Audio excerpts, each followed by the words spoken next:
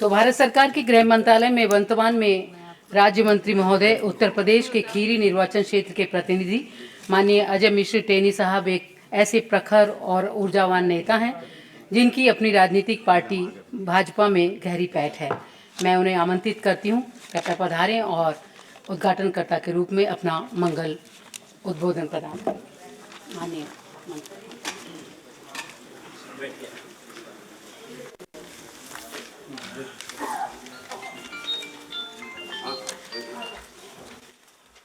राष्ट्रकवि रामधारी सिंह दिनकर जी के 115वीं जयंती के अवसर पर विश्व हिंदी परिषद के द्वारा आयोजित इस विश्व हिंदी सम्मेलन में मेरे साथ उपस्थित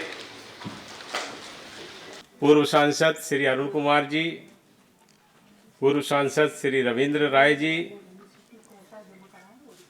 पूर्व विधान परिषद के सदस्य श्री सर्वेश कुमार जी, इस कार्यक्रम के माननीय संयोजक श्री विपिन कुमार जी, आदरणीय सीपी ठाकुर साहब के बड़े पुत्र और हमारे साथी राज्यसभा में हैं विवेक ठाकुर जी, उनके बड़े भाई आदरणीय श्री दीपक ठाकुर जी, कार्यक्रम में उपस्थित पद्मश्री तारा दीदी जी, हमारे जी न्यूज़ से जिनकी बहुत अच्छी पहले पहचान रही पूरे देश में और अब आज तक में है, ऐसे बहुत ही प्रख्यात योग्य और क्षमतावान पत्रकार श्री सुधीर चौधरी जी, अरविंद कुमार सिंह जी, कार्यक्रम का संचालन कर रही आदरणीय शकुंतला जी, कार्यक्रम में आए हुए सभी सम्मानित प्रतिनिधिगण, भाइयों बहनों और पत्रकार मित्रों, निश्चित रूप से इस सम्मेलन का संयोजन विपिन जी ने और दीपक जी ने बहुत ही अच्छे तरह से किया है। आज और कल 2 दिनों में बहुत सारे विषयों पर जो हमारे देश में और विश्व में हिंदी को आगे बढ़ाने के लिए और भारतीय भाषाओं के उत्थान के लिए, भारत की संस्कृति और परंपरा के लिए बहुत सारी रेखाएं खींचेंगे।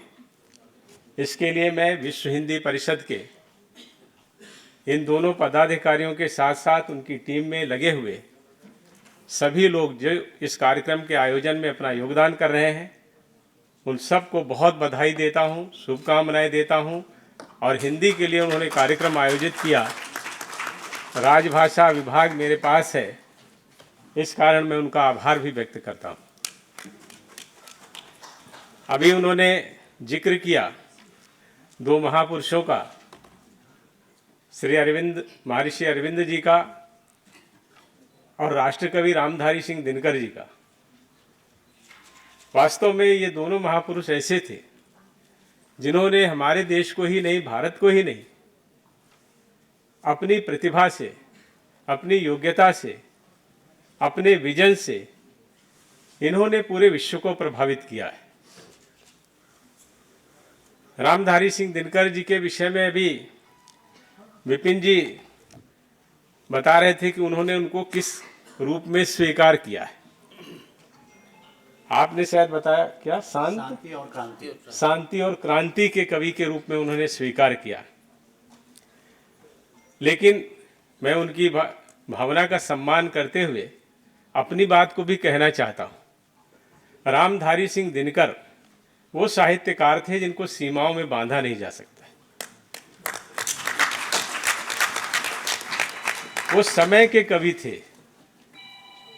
समसामयिक जो भी विषय होता था, उस विषय पर वो प्रखरता के साथ न केवल रचनाएं करते थे, बल्कि खुले मन से अपने विचारों को प्रकट करते थे। वो सरकार के करीब थे, लेकिन लोगों में भी बहुत लोकप्रिय थे। और इसलिए थे क्योंकि सरकार में रहते हुए भी वो सरकार की आलोचना करने में हिचकिचाते नहीं थे। अगर उनकी पूरी रचनाओं को आप देखेंगे, गद्य पद्य से लेकर के निबंध समीक्षा, क्या ऐसा है जो उन्होंने लिखा नहीं। सब कुछ लिखा है और समय समय पर लिखा है। जब हम लोग देखते हैं आज़ादी से पहले रेणुका और हुंकार जैसे उनके जो काव्य आए, उसमें जहाँ राष्ट्रवाद और राष्ट्रीय चेतना की बात थी, देश को स्वतंत्र कराने की अकुलाहट थी, वहीं अगर आप रश्मि रथ और कुरुक्षेत्र को देखेंगे तो आपको लगेगा कि विचार और चिंतन को किसी व्यक्ति और साहित्य के माध्यम से कहाँ तक ले जाया जा सकता है। वो विचार और चिंतन के काव्य थे। अगर हम भारतीय संस्कृति के 4 अध्याय के बारे में बात करेंगे तो आपको लगेगा कि वो इतिहास में भारत की संस्कृति, भारत की परंपरा, भारत के ज्ञान को ढूंढ रहे थे। उर्वशी की बात करेंगे तो आपको लगेगा कि ये तो श्रृंगार के कवि हैं, प्रेम और भाव के कवि हैं, अध्यात्म के कवि हैं। और परशुराम की प्रतीक्षा की अगर आप बात करोगे तो चीन युद्ध से में जो हार हुई थी उसको लेकर के उनका विद्रोह छलक रहा। तो ऐसे कवि और रचनाकार थे जिनको सीमाओं में नहीं बांधा जा सकता है। वो समय के साथ चलने वाले और समय के अनुसार क्या चीज जरूरी है, किन चीजों की चर्चा होनी चाहिए, किन समस्याओं का समाधान होना चाहिए, ऐसी हर चीज पर उनकी नजर थी।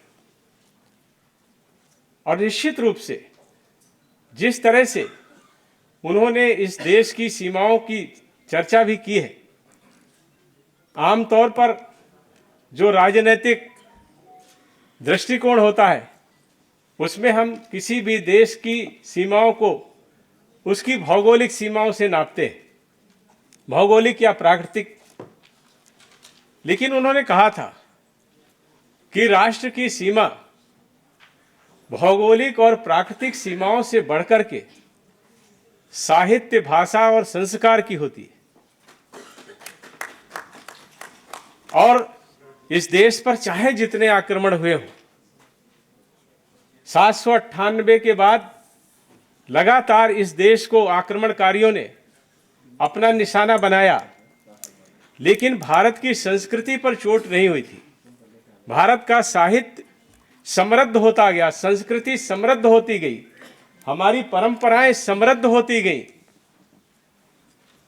लेकिन ये इस देश का दुर्भाग्य था कि एक समय ऐसा आया जब अंग्रेज यहां आए थे, ब्रिटिश यहां आए, उस समय उनकी कोई भाषा नीति नहीं थी। उन्होंने केवल अपनी जरूरतों को पूरी करने के लिए अंग्रेजी भाषा या उस दौरान जो फारसी, उर्दू ऐसी भाषाएं बोली जाती थी या टूटी फूटी हिंदी, कामकाज के लिए उन्होंने उसका सहारा लिया था। लेकिन जब धीरे धीरे इस देश में स्वतंत्रता के आंदोलन प्रारंभ हो गए तो अंग्रेजों ने अपने कामकाज के लिए अंग्रेजी का बीजारोपण हमारे देश में कर दिया। जैसे अभी विपिन जी ने जिक्र किया था लॉर्ड मैकाले की शिक्षा नीति का, उस शिक्षा नीति का उद्देश्य ही यही था कि हमारे देश में अंग्रेजी का बीज बो दिया जाए। और उसी समय एक परिवर्तन आया। हमारे देश में स्वतंत्रता का संगठित आंदोलन जब 19वीं शताब्दी में प्रारंभ हुआ तो हमारे देश के नेताओं ने लगातार इस बात की चर्चा की और इसका उन्होंने समाधान भी ये ढूंढा कि हमारा देश अनेक भाषाओं का देश है, तो कौन सी ऐसी भाषा है जो स्वतंत्रता के आंदोलन में समन्वय का काम कर सकती है। और हमारे ज़्यादातर ऐसे नेता जो अहिंदी भाषी क्षेत्रों से आते थे, वो गांधी जी हो, लोकमान्य तिलक हो, श्री राजगोपालाचारी हो, सुभाष चंद्र बोस हो, सबको ये लगा कि हिंदी एक ऐसी भाषा है जिसके माध्यम से स्वतंत्रता के आंदोलन में हम अपनी हर बात को देश तक पहुंचा सकते हैं, देश के एक एक नागरिक तक पहुंचा सकते हैं। और उस दृष्टि से हमारे देश में वो काम करना प्रारंभ हुआ। लेकिन उसी दौरान अंग्रेजों को ऐसे लगने लगा कि ये हिंदी भाषा अगर ताकतवर होती जाएगी तो स्वतंत्रता आंदोलन सशक्त होगा ही, उसके साथ साथ उनकी मंशा ठीक नहीं थी। आजादी के बाद भी ये इस देश को सफल होते हुए नहीं देखना चाहते। उन्होंने उसी समय में हिंदी और भारतीय भाषाओं के बीच में भेद हो उसका भी बीजारोपण किया, हिंदी के सामने उर्दू को खड़ा कर दिया और साथ ही साथ हमारी जो दूसरी भारतीय भाषाएं थी, हमारे साहित्य में, हमारे संस्कारों में, हमारी परंपराओं में कोई अंतर नहीं। भारत की सभी भाषाओं में जो साहित्य रचना हुई वो सर्वश्रेष्ठ रचना है, लेकिन उन लोगों ने इस तरह से उसको करना प्रारंभ किया कि मानो ये एक ताकत बन सकती है। वो पहले से जानते थे कि केवल भौगोलिक सीमाओं से देश नहीं बनता, देश के लिए संस्कार, देश के लिए साहित्य, देश के लिए भाषा एक बड़ी ताकत होती। और उसी के कारण उन्होंने जब ये प्रारंभ किया तो हमारे बहुत सारे हिंदी के विद्वान यहाँ पे बैठे, उनको ये भी जानकारी होगी कि उसी दौरान महात्मा गांधी जी को ये लगा तो उन्होंने अलग अलग क्षेत्रों में इस देश की हिंदी प्रचार के लिए सभाएं बनाना प्रारंभ किया। आज भी हम देखते हैं दक्षिण भारतीय हमारी हिंदी प्रचार सभा 1918 में गांधी जी ने बनाई। ऐसे अनेकों संस्थानों को बनाया गया इसलिए कि हम अंग्रेजों का भाषाई मुकाबला भी कर सके, लेकिन उन्होंने बीजारोपण कर दिया।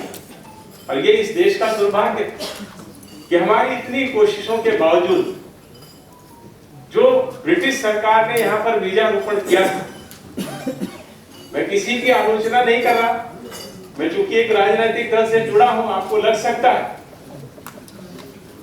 कि मैं आलोचना कर रहा हूं। वो आपकी उधर आपकी समझ जाए ऐसा आप सोचे, उससे पहले मैं ये कहना चाहता हूं कि मैं तथ्यों पर और पूरी जिम्मेदारी के साथ कर रहा हूं। मैं किसी की आलोचना नहीं कर रहा, लेकिन ये सच है कि दुर्भाग्य से उस समय एक ऐसी सरकार इस देश में आई जिसने ब्रिटिश गवर्नमेंट के द्वारा जो बीजारोपण किया गया था उसको वट वृक्ष बनाने का काम किया है। उसी का दुष्परिणाम है कि आज तक हमारे विश्व हिंदी परिषद जैसे आंदोलन जो है, इनको भी आज भी संघर्ष करना पड़ रहा है। इनको लगता है संघर्ष हो रहा है, ये वास्तव में सही है। भारत के संविधान में, मैं उन चीजों को दोहराना नहीं चाहता, आप सब जानते होंगे, अनुच्छेद 343 में जिस तरह से कहा गया कि हिंदी को हम राजभाषा के रूप में स्वीकार कर रहे हैं, लेकिन उसी का दूसरा क्लाज ये था कि हिंदी को हमने राजभाषा मान लिया, लिपि को देवनागरी मान लिया, लेकिन अभी अगले 15 वर्ष तक अंग्रेजी वैसे ही चलती रहेगी जैसे चल रही थी। क्या जरूरत थी? ये नहीं कह सकते थे हिंदी या भारतीय भाषाएं चलेंगी, कह सकते? उसी समय परिवर्तन आ जाता। और उस पर भी बड़ी बात यह हुई कि अनुच्छेद 120 जिसमें संसद की भाषा तय करनी थी कि संसद की भाषा कौन सी रहेगी, अनुच्छेद 120 में कहा कि संसद की भाषा हिंदी या अंग्रेजी रहेगी। भाई क्यों नहीं कह सकते थे? उस समय अंग्रेजी, केवल अंग्रेजी जानने वाले 1% से भी कम लोग थे इस देश में। 1947 में केवल अंग्रेजी भाषा जानते हो ऐसे 1% से भी कम लोग थे। वो सदन में आते, हिंदी में बोलते, हिंदी में नहीं बोलते, अपनी भाषा में बोले। तमिल, तेलुगु, उड़िया, पंजाबी, गुजराती सब हमारी है, हमारी भाषा में क्यों नहीं बोलेंगे? लेकिन उस समय ये जोड़ा गया। और उसके साथ साथ बड़ी बात यह हो गई कि अनुच्छेद 210 में जिसमें विधानमंडलों की भाषा तय करनी थी, उसमें भी कह दिया गया कि भारतीय भाषा मतलब जो उनकी उस प्रदेश की भाषा हो, या हिंदी या अंग्रेजी। या अंग्रेजी लिखने की क्या जरूरत है? उतना फालतू तो लिखा, फालतू लिखा। जब उसी प्रदेश में आप जा रहे हो, उस प्रदेश की भाषा तो लोग जानते हैं, लिखना भी कम पड़ता और आज आपका काम भी आसान हो गया होता। लेकिन उन्होंने जोड़ा और उसका परिणाम यह हुआ कि अंग्रेजी में पत्राचार प्रदेशों से प्रारंभ हुआ और उसका परिणाम यह रहा कि हिंदी और हमारी दूसरी भारतीय भाषाओं के बीच में जो समन्वय बनना चाहिए था वो नहीं बन पाया।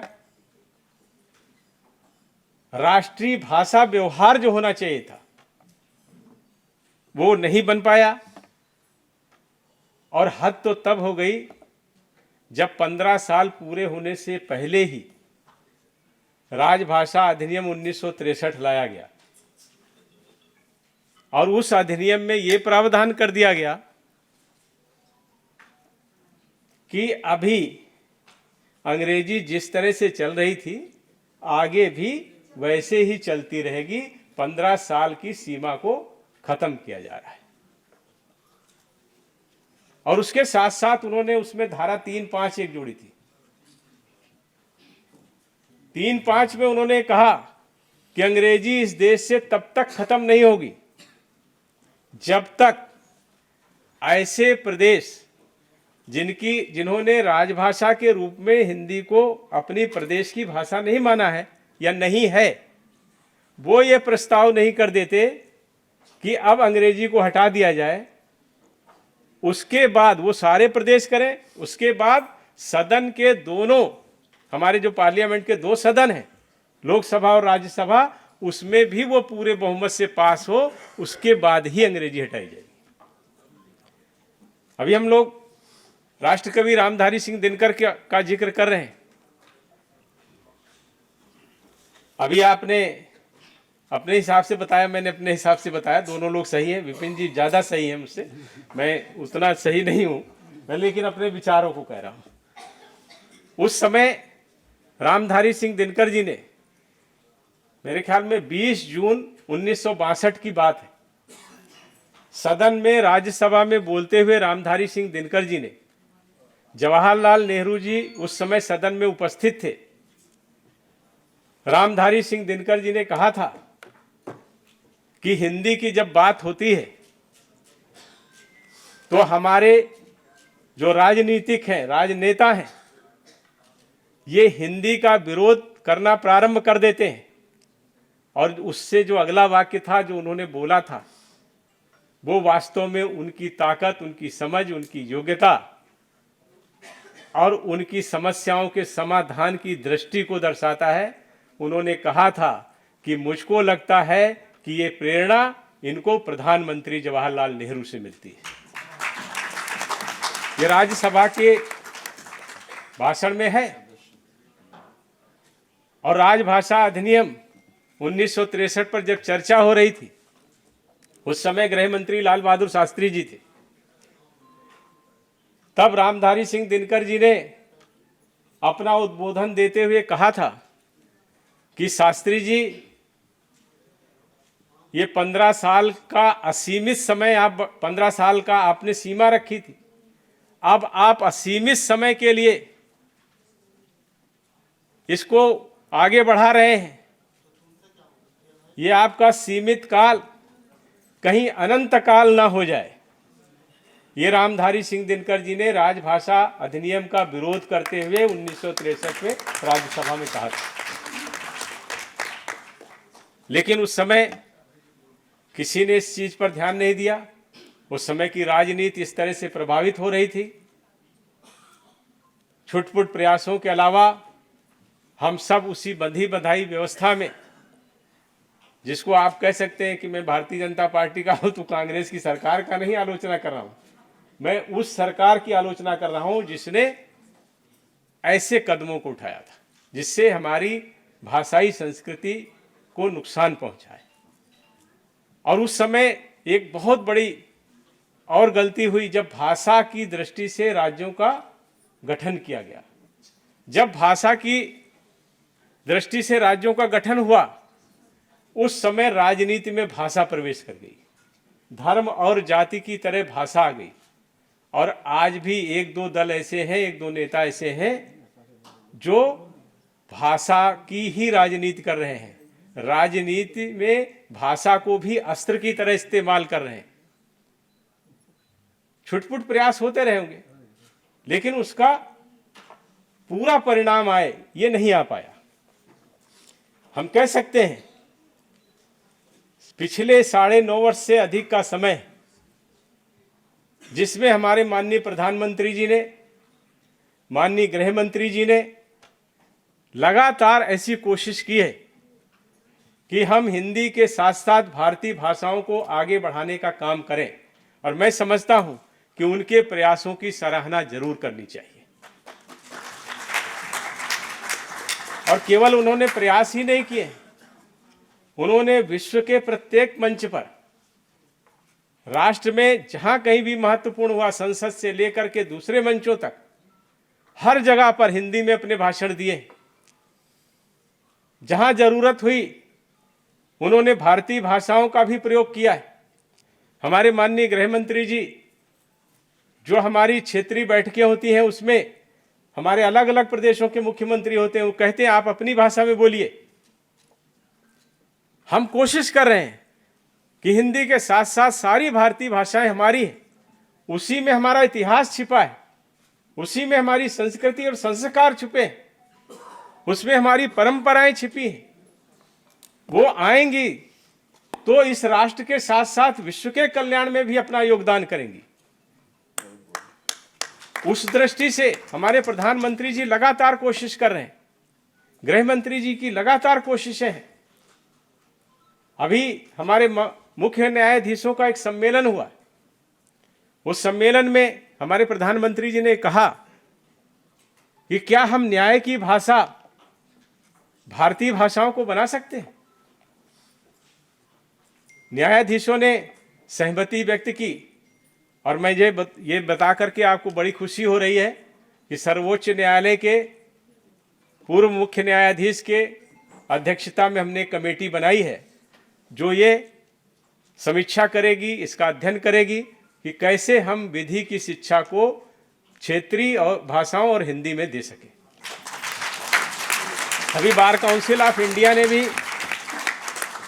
जो हमारी क्लैट की टेस्ट होते हैं, जिसमें कॉमन लॉ एडमिशन टेस्ट होता है, क्लैट कहते हैं उसको, वो सभी क्षेत्रीय भाषाओं में हो, इस पर बार एसोसिएशन ऑफ इंडिया ने सहमति दे दी है।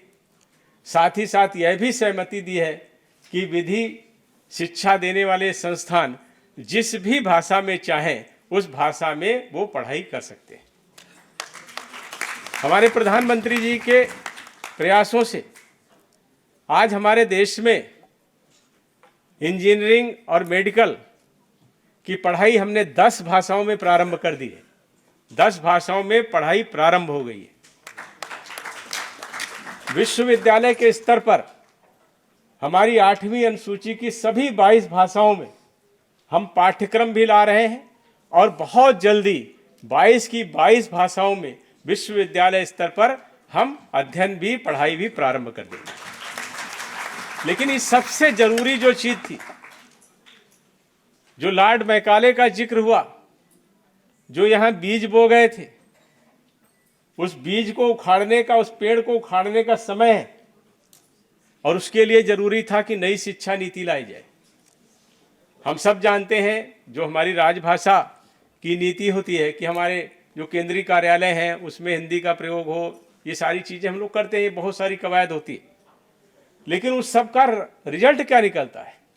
अलग अलग जो लोग आते हैं वो सोचते हैं हिंदी नहीं आती है, बस खाली हमको उतना % काम दिखाना है, तो छुटपुट हिंदी सीख लेते हैं, या ऐसे हिंदी में कागज वागज भर के कह देते हैं इतना % हो गया।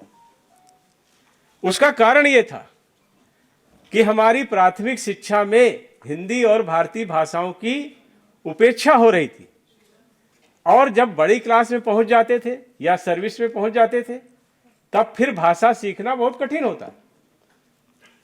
और उसका परिणाम यह था कि इतने सालों के बाद भी हम वहां नहीं पहुंच पा रहे थे।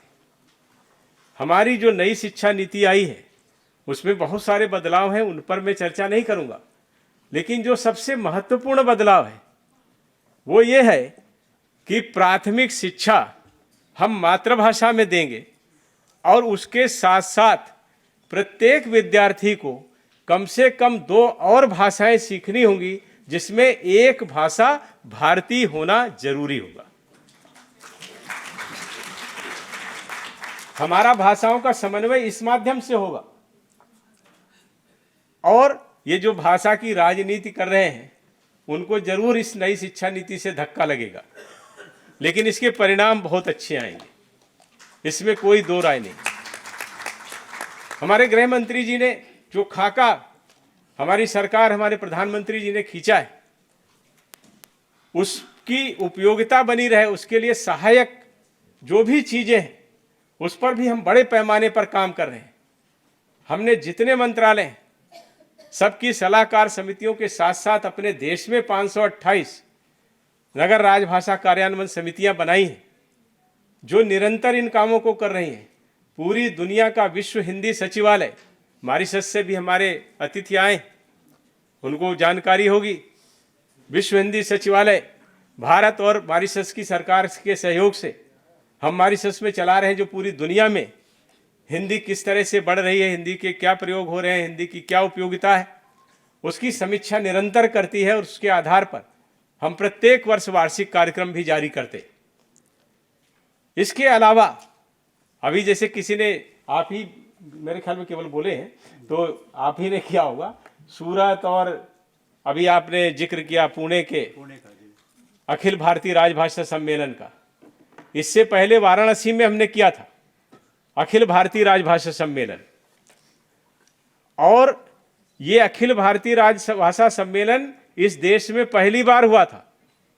75 साल के बाद। आप कहेंगे, आपको लग सकता है राजनीतिक बात हो, लेकिन क्या 75 साल तक इस देश में अखिल भारतीय राजभाषा का सम्मेलन, जो राजभाषा की जो हमारी नीति है उसके अनुसार प्रतिवर्ष होना चाहिए था, वो नहीं हुआ, तो उसके लिए कोई दोषी है कि नहीं है? पहला राजभाषा का सम्मेलन 2021 में इस देश में हुआ। ये देश में उस समय जो सरकारें थीं 1947 में, उनके कारण हम इस स्थिति तक पहुंचे। वो हम सम्मेलनों को कर रहे हैं, क्षेत्रीय सम्मेलन कर रहे हैं। वहीं पर हिंदी भाषा और भारतीय भाषाओं का काम सरल हो, उसके लिए बहुत सारे ट्रांसलेशन ऐप आपके सामने हैं, लेकिन उन सब का जिक्र ना करते हुए जो अभी हम नवीनतम लाए हैं, हमने कंठस्थ 1, कंठस्थ 2 को भी अभी हम लोगों ने सूरत के अखिल भारतीय राजभाषा सम्मेलन में जारी किया था। और फिजी में हमारे विपिन जी गए थे, तो फिजी में हमने उसका मोबाइल ऐप जारी किया था कंठस्थ का। और अभी ये जो हमारा पुणे में हुआ है अखिल भारतीय राजभाषा सम्मेलन, उसमें हमने ई ऑफिस से कंठस्थ को जोड़ दिया है, और आज 50 लाख से ज़्यादा वाक्य कंठस्थ के हमारे संस्करण में। हमारे गृह मंत्री जी ने भारतीय भाषाओं और हिंदी को लेकर के हिंदी शब्द सिंधु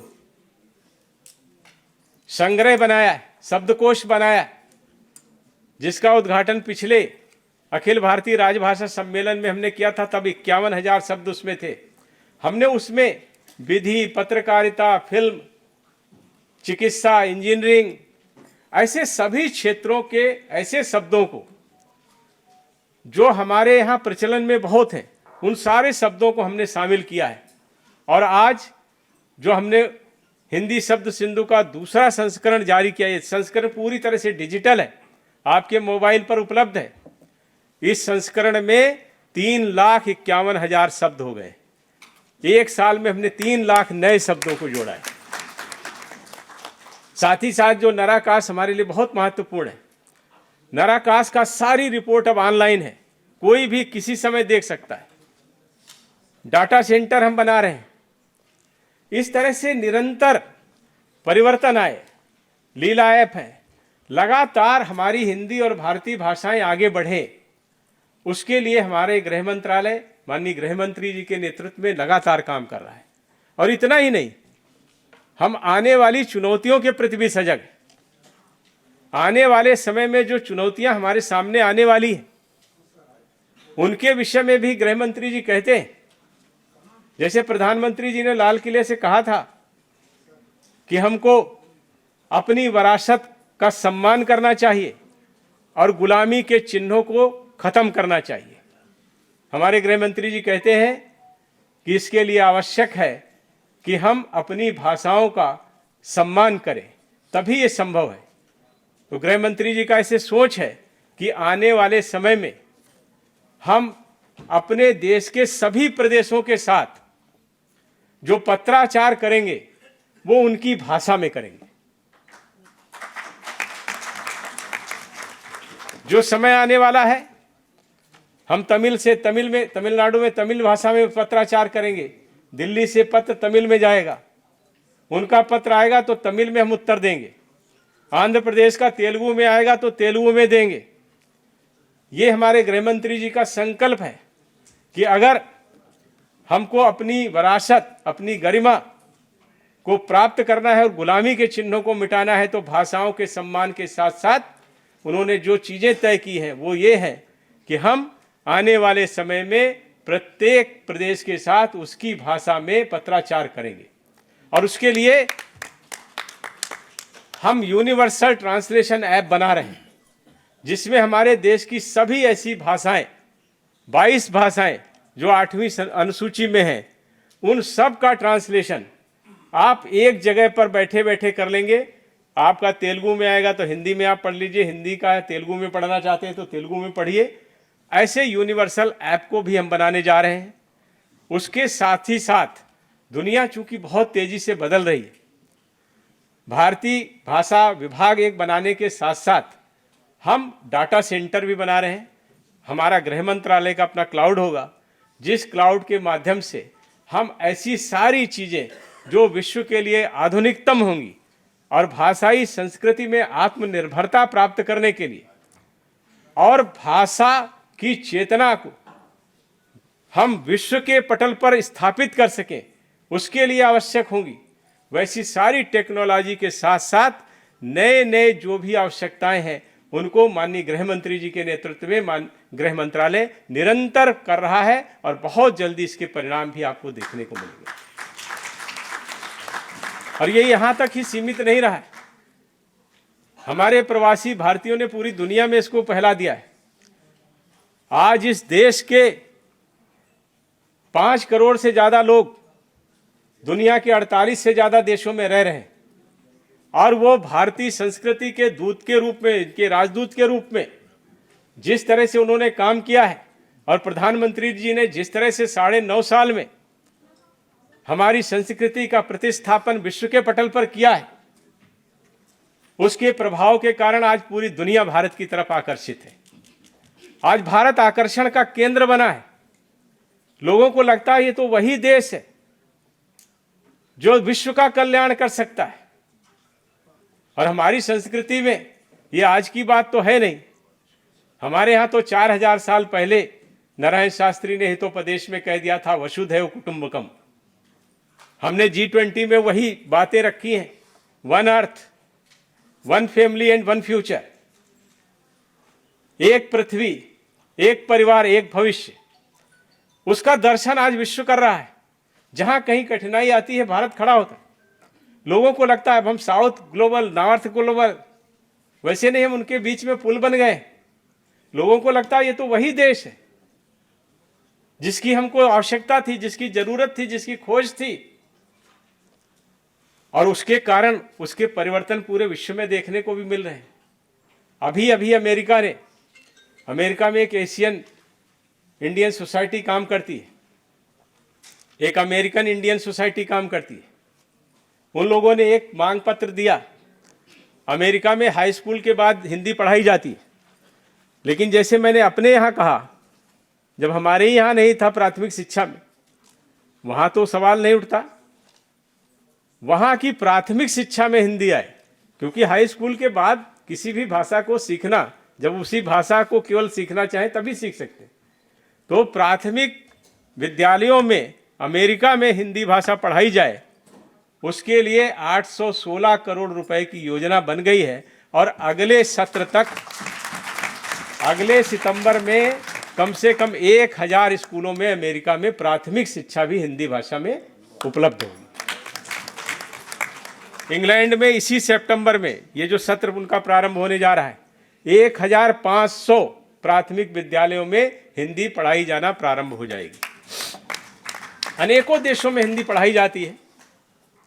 संयुक्त राष्ट्र संघ भी अब अपने न्यूज़ बुलेटिन, सोशल मीडिया पर लगातार हिंदी का प्रयोग कर रहा है। औसतन 3 से 4 पोस्ट रोज उनकी हिंदी में आती है। आज दुनिया में एक बड़ा बदलाव आया है। लोग भारत की संस्कृति संस्कार को जानने के लिए हमारी भाषाओं को भी जानना चाहते हैं। और उसका अभी G20 में हम लोगों ने देखा किस तरह से बड़े बड़े देशों के जो मुखिया थे वो अपने, जो हमारे अधिकारी उनके साथ लगे थे, उनके अनुभव में मैं आपको बता रहा हूं। वो ये कह रहे थे कि वो पूछते थे कि कोई ऐसा सरल शब्द हिंदी का बता दो जो मैं प्रधानमंत्री जी को हिंदी में बोलना चाहता हूं। ऐसे पूछ रहे थे। खासकर उन्होंने जो अफ्रीका में G20 वैसे तो बहुत सफल रहा है, उसके विषय में मैं नहीं कहूंगा, आज हम भाषा की केवल बात कर रहे हैं। लेकिन G20 में एक घटना अभूतपूर्व हुई, जो हमारे अफ्रीकी जो संघ था जिसमें 55 देश शामिल हैं, उसको G20 में हमने शामिल किया। वो सभी गरीब और कमजोर देश हैं ज़्यादातर, लेकिन उनको विश्व की मुख्य धारा में लाना, उनके विकास की भी चिंता करना, उस दृष्टि से ये G20 का सम्मेलन था। तो उनके जो मुखिया थे, उन्होंने जिस अधिकारी से पूछा, उन्होंने मुझे बताया, कहने लगे ये पूछे तो हमने कहा कि सर सबसे अच्छा सरल शब्द है, आप धन्यवाद बोल दीजिए। तो उन्होंने प्रधानमंत्री नरेंद्र मोदी को धन्यवाद हिंदी में बोला। अनेकों विदेश हमारे प्रवक्ता थे अलग अलग देशों के, वो हिंदी में बात कर रहे थे। मैंने एक टीवी चैनल पर ही देखा, शायद सुधीर जी का ही चैनल रहा हो, ANI वाले कुछ इंटरव्यू ले रहे थे, तो हिंदी में वो अमेरिका की विदेश मंत्रालय की प्रवक्ता बोल रही थी। तो ऐसे करके एक लगातार लोगों में भाव बढ़ रहा है, सकारात्मक समय है।